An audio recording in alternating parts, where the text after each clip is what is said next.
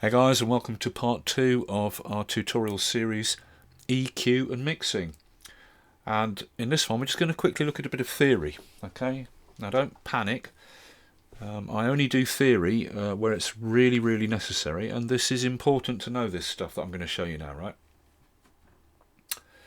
Now I'm using logic here, but again this has nothing to do with logic. We're still talking generally about frequencies in mixing. I'm using logic because I'm using this test tone oscillator. Now all decent sequencers come with a test tone oscillator built in and if they don't, you can download a free one very easily. So I've got the oscillator setup. It's chucking out a sine wave, and regardless of the frequency I choose, it's going to chuck that sine wave out at a signal level of minus 12 dB. Right? Okay, so to do this part of the tutorial, you're going to have to listen on good monitors or good headphones. There's no point listening on cheap computer speakers or iMac speakers or something like that. Okay, so first thing I want you to do is turn your volume level down, and I'm going to switch the oscillator on, and then I want you to turn the volume level up until the oscillator 1 kHz tone is a nice comfortable level. It's not loud. Okay, so turn your monitors down, and then I'm going to switch on the tone.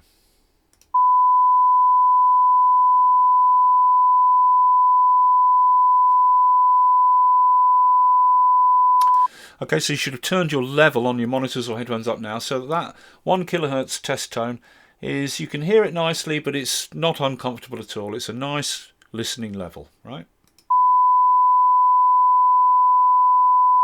Okay, now I'm going to put this up to 10 kHz. Here we go. Can you hear it? You probably can't hear it, so I'm going to not talk now for 10 seconds. You turn up your monitors till you can hear that 10K signal, and then turn it back down again to the level you've got now. Okay? Go for it.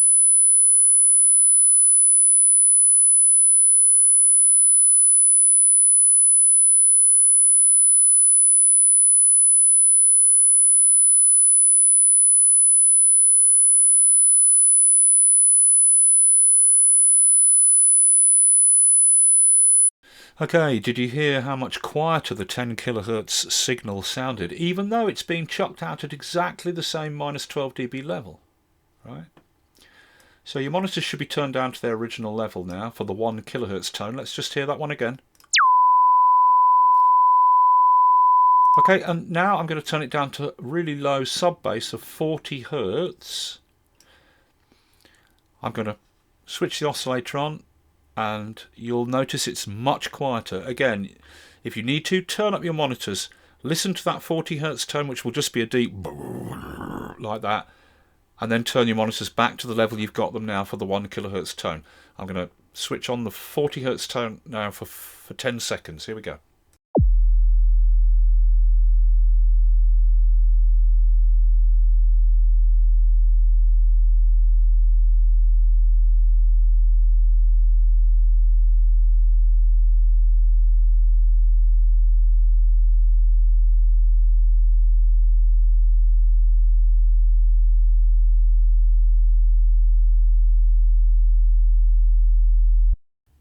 Okay, so we hear different frequencies at different perceived volume levels, even if those frequencies are being outputted at exactly the same signal level, right?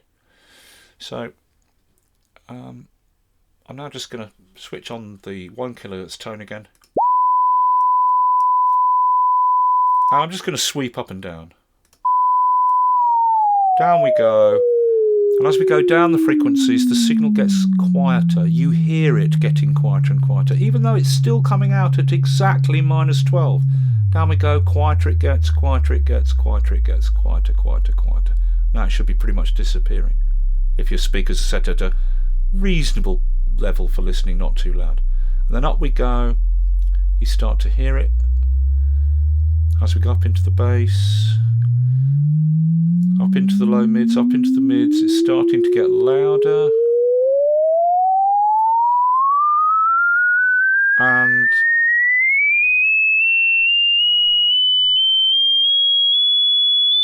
that 3.5k is theoretically the loudest peak that you perceive a frequency at its loudest when it's at 3.5k. And up we go from there, and it starts to get quieter, quieter, quieter, quieter. 6k, 7k, it starts to fizzle away. And at 10k it starts to disappear if your speakers are fairly low down, not too loud. Right, so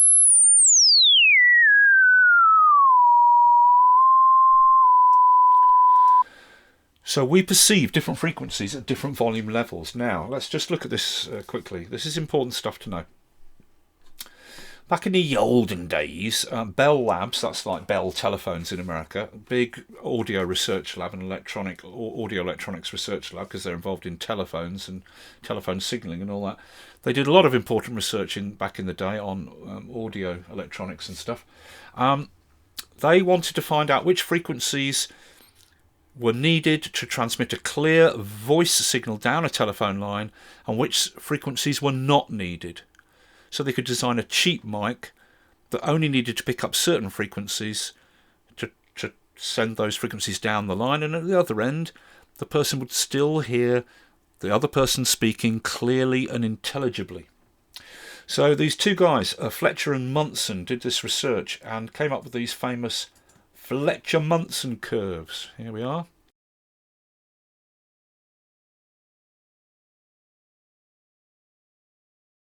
The blue lines are the original Fletcher-Munson curves, and the red lines are the revised ISO equal loudness contours done further on in time when they had more accurate measuring equipment. But if you understand what's going on here, there's very little difference between the two. They're telling us the same thing. Let's look at what they're telling us. So on this chart, on the horizontal, working left to right, we've got frequency. From the bottom here, that line there, right, 20 hertz all the way up to that line there, which is 20 kilohertz. Now, just to remind ourselves, when we're working in audio, we're always working between a frequency of 20 hertz up to 20 kilohertz, 20,000 hertz. That is considered the absolute limits of human hearing, from 20 hertz to 20k. Now, most people can't hear up at 20k, and most people can't hear down as low as 20 hertz, but that is considered the limits of human hearing. So when we're working, recording and mixing audio, we're always working between 20 hertz and 20 kilohertz for all of our frequencies, right? Okay. So let's go back and look at our curves. Frequency from left to right, and then on the vertical we've got SPL, which is sound pressure level in dB. Now, SPL, sound pressure level, is the loudness of sound pressure waves moving through the air on the human ear. From ultra quiet here all the way up to 120 dB SPL here, which is the limit of pain threshold. If you're listening to any kind of sound up at that loudness, you're screaming in agony.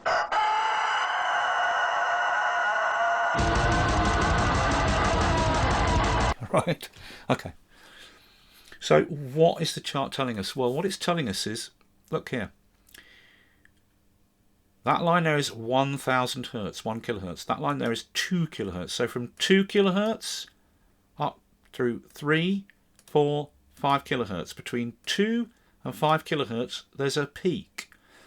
Human ears perceive frequencies between 2 and 5 kilohertz the loudest. And those are the treble frequencies. Right? So those are also the frequencies where we hear all the frequencies we need to make speech intelligible. So the human ear has evolved to hear those frequencies between 2 and 5k, which is all the critical information for us to be able to completely understand speech. So that allowed Bell Labs to then use a microphone in their telephones which only really needed to pick up this frequency area here, and that frequency range, when transmitted down the phone line, allowed the person at the other end to completely and clearly understand what was being said. None of the frequencies down here or further up were required. So they could use a cheaper mic that only reproduced that narrow band of frequencies. That's why an old telephone sounds like that. How can I help you, Detective? Yeah, I've been playing a bit of LA Noire again recently. Yeah,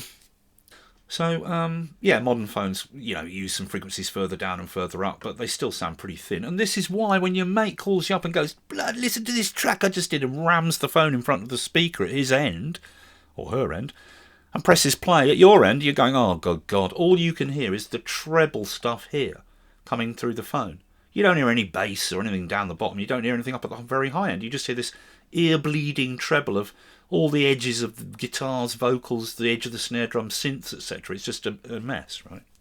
Okay. So the human ear perceives this frequency range here, 2 to 5K, the loudest. Working up from there, going up from 5K, up the frequencies, we perceive them as being less and less and less loud.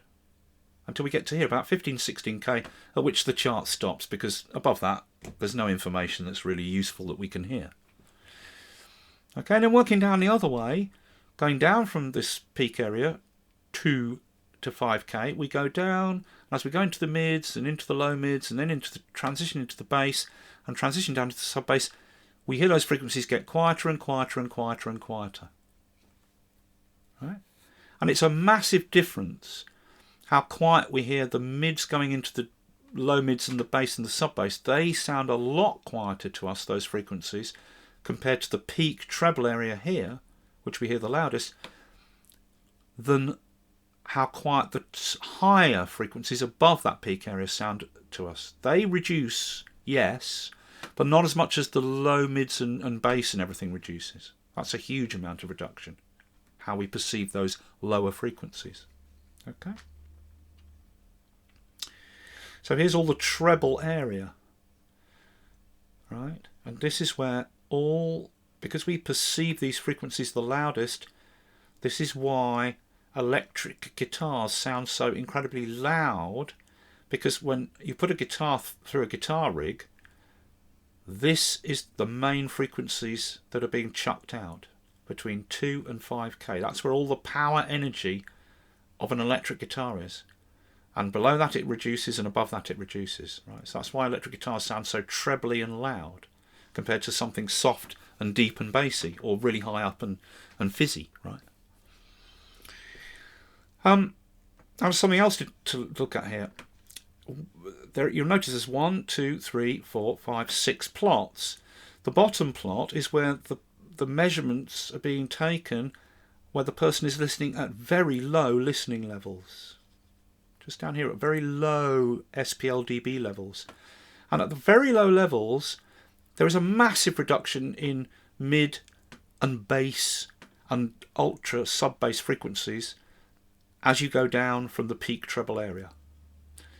Working up from the peak treble area, frequencies also reduce, but not as much as for the bass and sub-bass and mids and low mids. So at low listening levels, if we're listening too quietly, everything below the upper mids, the mids here, reduces massively as it goes down in frequency. That's why when you're listening to music on a hi-fi amp, at very low level, you don't hear bass. And that's why hi-fi amps have a loudness switch. When you're listening at very low levels, all the low mids and bass is reduced so that you push in the loudness switch and it boosts those frequencies back up so you hear them. Okay? So low mid and bass frequencies reduce massively compared to the peak area we hear, 2 to 5K, at very low listening levels.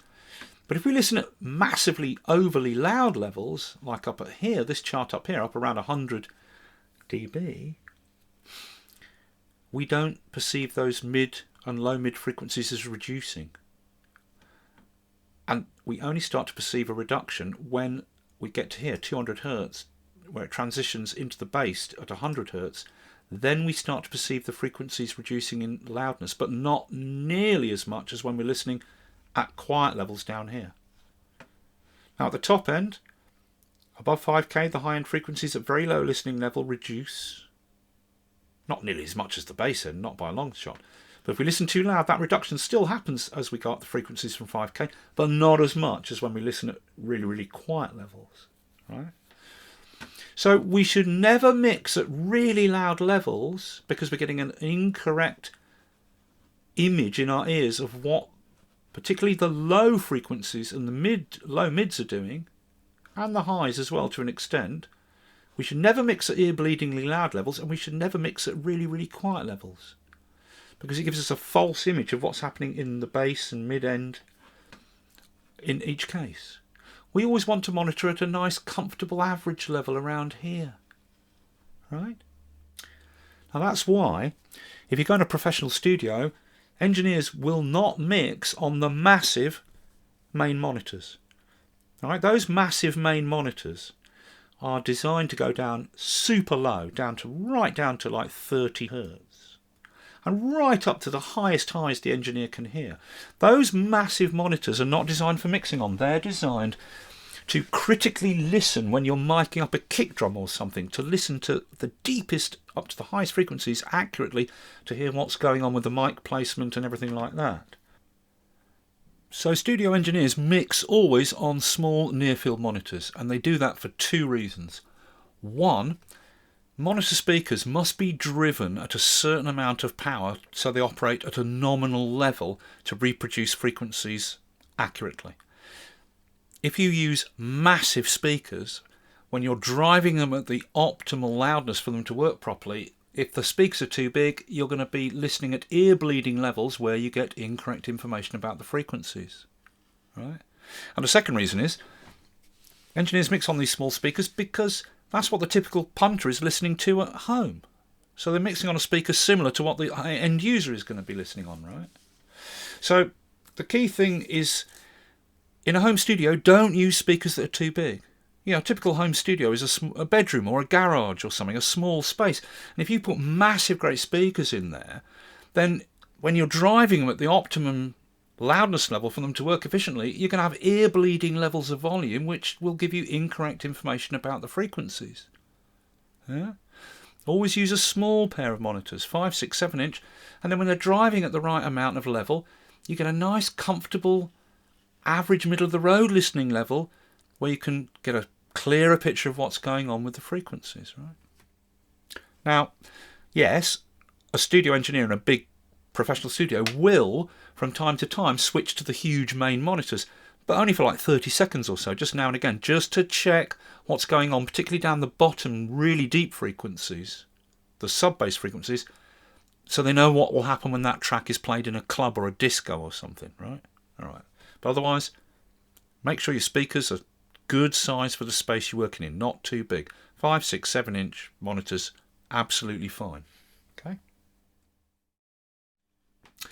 Okay, so let's go back and just talk a little bit more about this peak area where we hear frequencies the most, from 2 to 5K. Remember in the previous and first video where I was sweeping through the frequencies and we were listening and talking about those different frequency areas,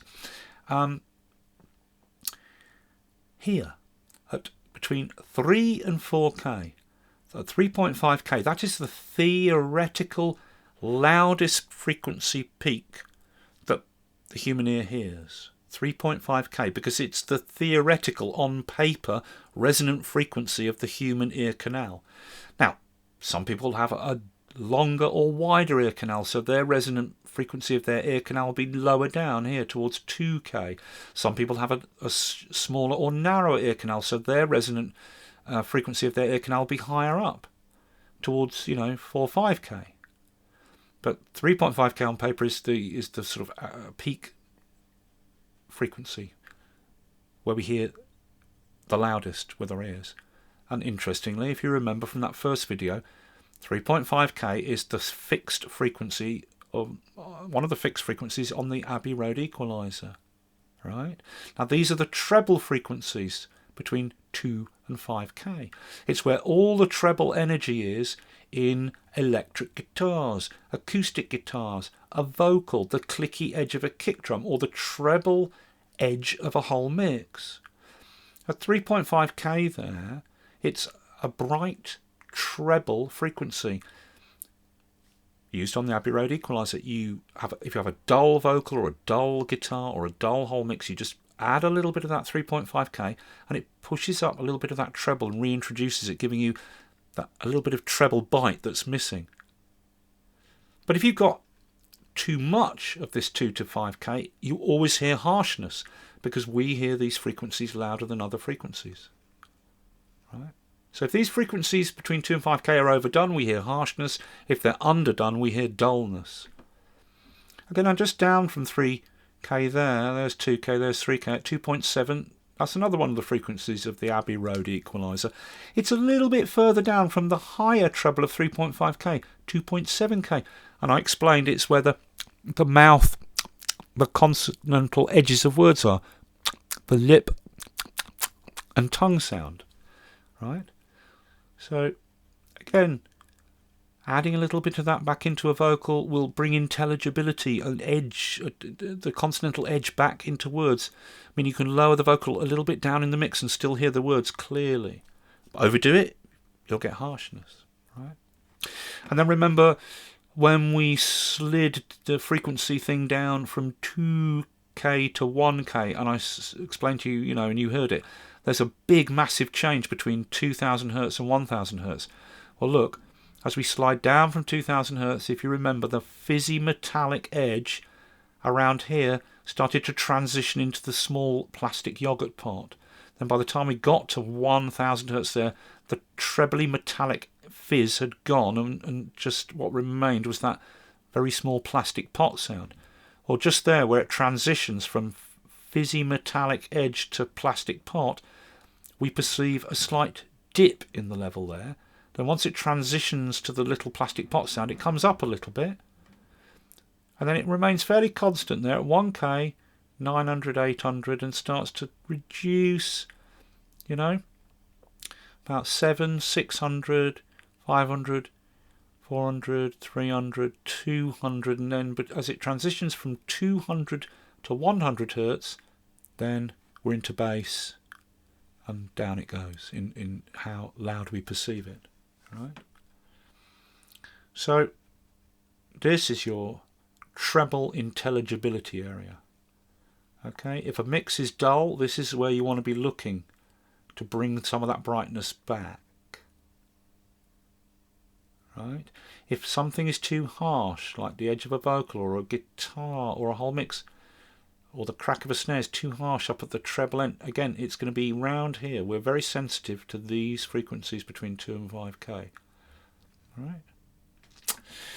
Work up from there. We're into the, once you get up above 5k and work towards 6k, you start to, the metallic edge on the fizz disappears. It gets fine then. And up there from above 6, we're working up into enhancer territory.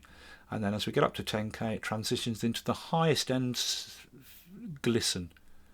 And from there up to 15k, it's just, well, the charts stop here because, as I said, 15, 16k, above that, there's nothing, it's not worth measuring. Right? Okay, so there you go. The Fletcher-Munson curves. Okay, so there's a little bit of theory for you. You can try it yourself, set up a test oscillator, set it to a level, and sweep it up and down and listen, and hear the difference for yourself, how you hear differences between mid-range tones, high tones. It gets quieter and quieter, particularly as you go up above 4, up to 5k. Up from there it starts to really get quieter. Right? 10k at the level I've got my headphones now, I can't hear that. Come back down. It comes back. Now we're into the peak area. Now we're leaving the peak area. And as we come down the mids into the low mids, it's getting quieter and quieter and quieter. We're into the bass, quieter. And as we transition over that 100 Hertz line into the sub bass, it really starts to drop off. Okay. There you go. There's a bit of theory for you. It's important to know that. Let's move on.